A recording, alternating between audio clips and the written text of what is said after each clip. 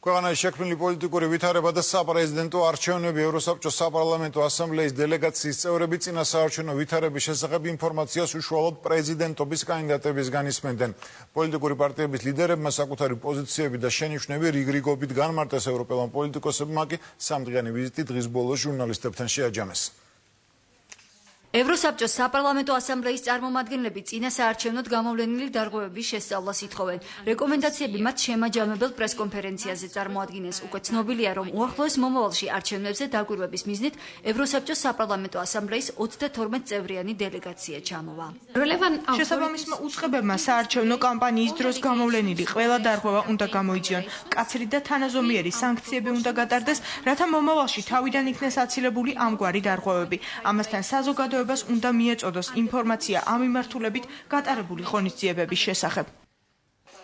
საარჩევნო გარემოს შესახებ ევროსაბჭოს საპარლამენტო ასამბლეის წარმომადგენლებმა პრეზიდენტობის კანდიდატებთანაც ისაუბრეს. შეხვედრები ევროსაბჭოს წარმომადგენლობის ოფისში მათთან მონაცვლეობით მიმდინარეობდა. ჩვენ ვედრებით ევროპას და გვინდა რომ ევროპის სტანდარტებით შეხედონ ამ არჩევნებს და ის რაც ჩასასწორებელია, ან რაც არის ანგარიშგასაწევი, ჩვენ სწორედ რომ ყველაზე მაღალი ევროპული სტანდარტებით ვიმსჯელოთ ამაზე.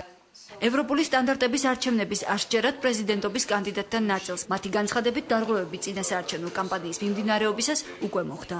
ჩვენი კოლეგები ევროსაბჭოდან განსაკუთრებით შეშფოთებული არიან ძალადობის შემთხვევებით, რომელსაც ადგილი აქვს კამპანიის პერიოდში. მე იმედი მაქვს, რომ ხელისუფლება ადეკვატურად მიუდგება მათ შეშფოთებებსაც. საქართველოში არის ანტისაარჩევნო გარემო.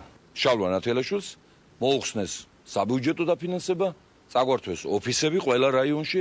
მე ვარ ჩაყენებული დისკრიმინაციულ მდგომარეობაში, როდესაც ქართული ოცნების და ნაციონალური მოძრაობის კანდიდატს აქვს ძალიან ბევრი პრივილეგიები, მათ შორის თავისუფალი საეთერო და სარეკლამო დრო, ხოლო მე ამის საშუალება და ამისი, ასე ვთქვათ, უფლება არ მაქვს. პრეზიდენტობის კანდიდატებმა ევროსაბჭოს საპარლამენტო ასამბლეის წევრებთან წინა საარჩევნო საკითხების გარდა ყურადღება მიმდინარე პოლიტიკურ პროცესებზეც გაამახვილეს.